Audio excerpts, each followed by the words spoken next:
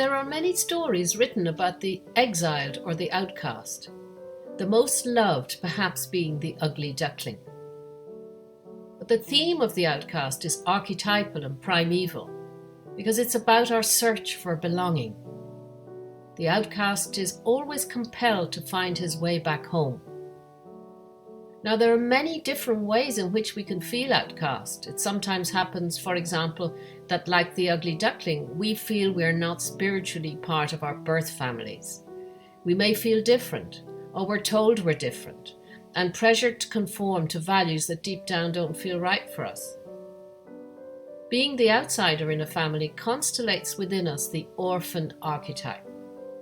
It is our inner orphan that impels us to find our true spiritual parents and family, a place where we can be ourselves.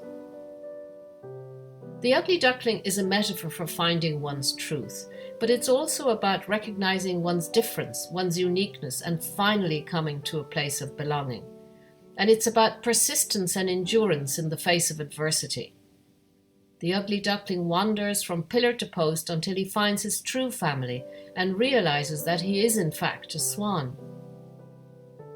He suffers in his exile, he is alone and lonely, but he never wavers in his search because deep down he knows that he will find where he belongs. The story can help the orphan child within us to develop the faith that we need, that we will eventually be united with our own kind. Because you do not need to be actually orphaned to be an unmothered child or an ugly duckling. If you feel you were not nurtured in your essential self because you're different, the ugly duckling in you will push you to find your truth. Join me on January the 29th at 7 p.m. for the ugly duckling, working with your inner orphan archetype, as we continue our Stories That Heal soul seminars.